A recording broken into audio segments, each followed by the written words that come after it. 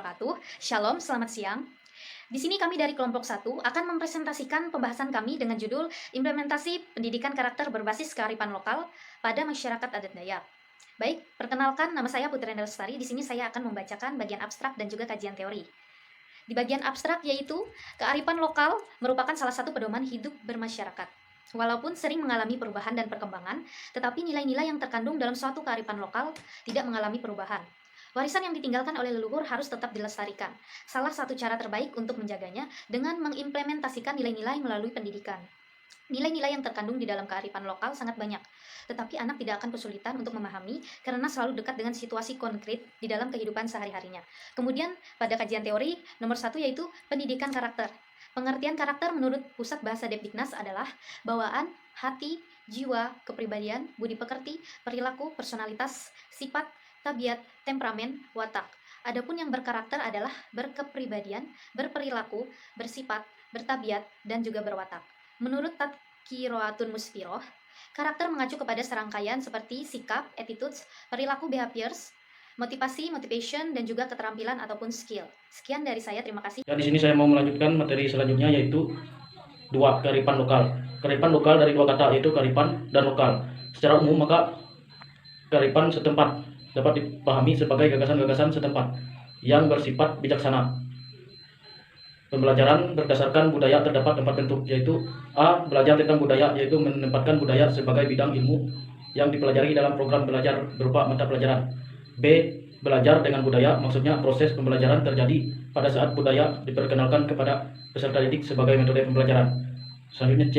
Belajar melalui budaya merupakan salah satu strategi yang memberikan kesempatan kepada peserta didik untuk mencapai pemahaman dalam suatu mata pelajaran melalui ragam perwujudan budaya. Yang terakhir yaitu D.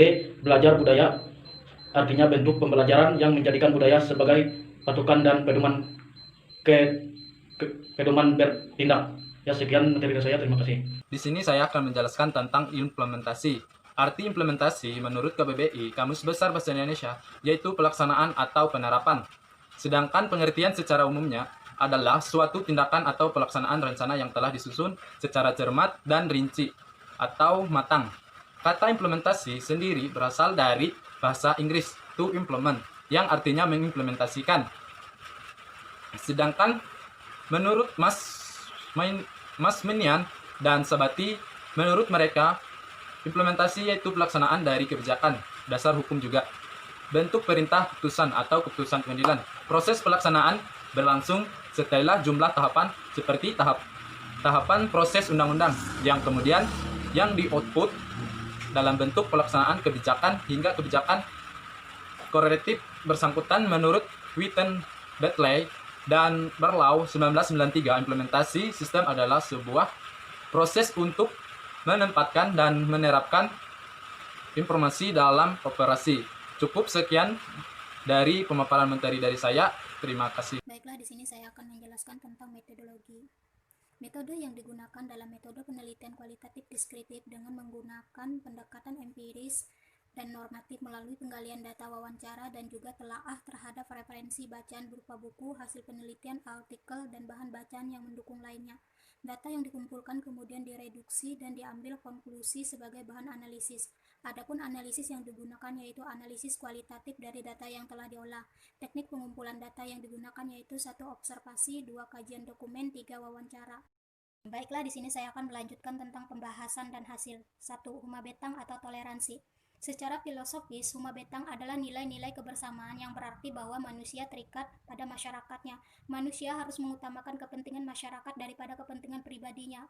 Huma betang sendiri merupakan rumah yang sangat besar dan tinggi, mampu menampung beberapa kepala keluarga dalam satu atap. Pada zaman dahulu, huma betang bagi masyarakat suku Dayak merupakan simbol dan toleransi serta solidaritas antara sesama manusia. Secara epistemologis, huma betang berarti rumah yang besar, panjang, dan tinggi. Untuk merawat dan memelihara rumah betang tersebut diperlukan kerjasama yang baik antara sesama penghuni rumah, seperti misalnya untuk mengurus, merawat, dan membersihkan rumah dilakukan oleh kaum perempuan, sedangkan kaum laki-laki bertugas untuk bertani, berkebun, berburu, dan mencari kayu bakar. Di sini saya akan melanjutkan materi yang telah disampaikan oleh teman-teman saya sebelumnya, yaitu mengenai habaring hurung. Habaring hurung atau kekeluargaan atau gotong royong berdasarkan pada katanya dalam bahasa Indonesia adalah saling membantu.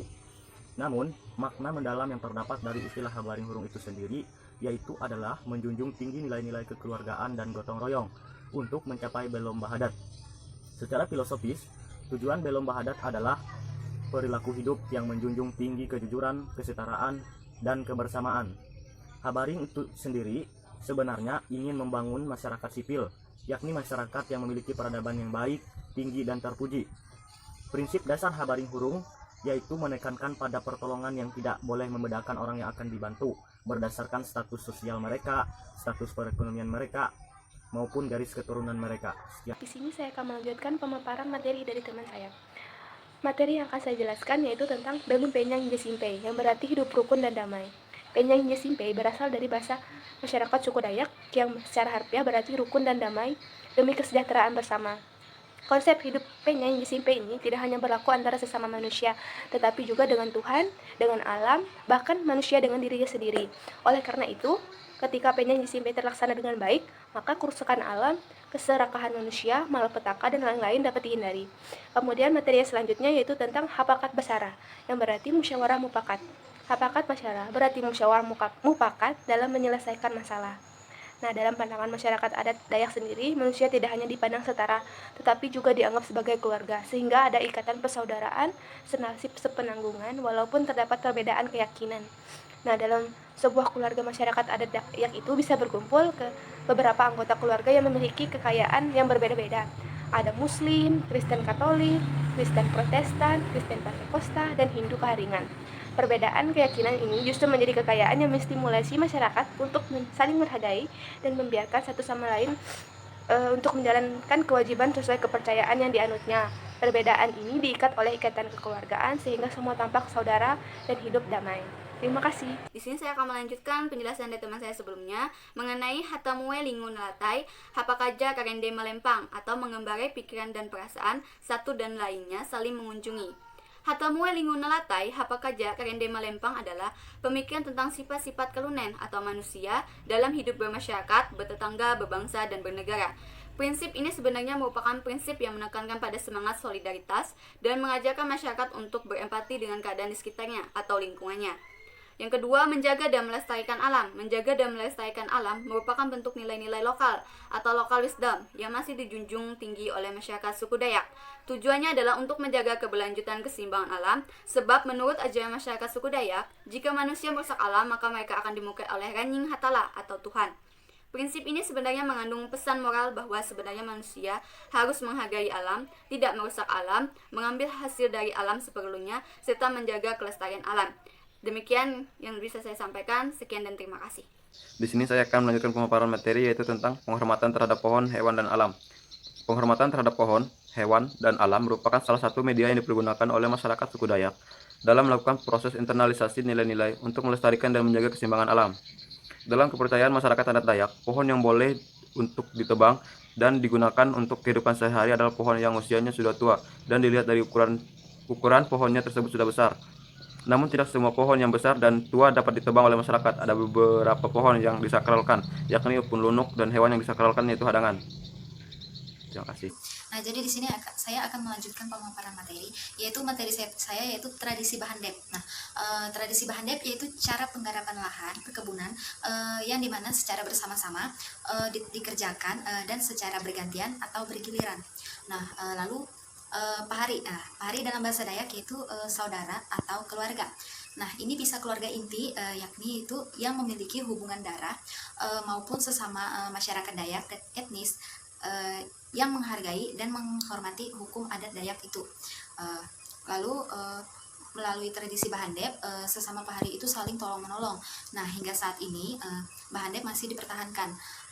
Lalu pada saat musim tanam itu tiba, proses penggarapan mulai dari pembukaan lahan sampai dengan proses penanaman padi itu dilakukan secara Bahandep. Nah, itu dilakukan secara bersama-sama. Baik, itulah pemaparan materi dari saya. Saya ucapkan terima kasih. Saya akan melanjutkan materi ke-9, yaitu pemberlakuan hukum adat Dayak. Hukum adat bagi masyarakat adat Dayak merupakan salah satu media untuk menciptakan kepatuhan dalam menjaga nilai adat istiadat. Hukum adat memuat aturan-aturan atau kaidah-kaidah adat yang mengatur tata kehidupan dari suatu masyarakat. sehingga hukum yang benar-benar hidup dalam kesadaran hati nuraninya. Hal ini tercermin dalam pola-pola tindakan mereka serta pola-pola sosial budayanya yang tidak bertentangan dengan kepentingan orang banyak. Dalam masyarakat adat Dayak, hukum merupakan seperangkat norma, aturan dan ketaatan yang harus dipatuhi. Agar lebih mengikat, hukum adat juga memberlakukan sanksi-sanksi bagi melanggar. Adat juga memberlakukan sanksi bagi melanggar. Sanksi dalam hukum masyarakat adat Dayak dikenal dengan istilah dipen.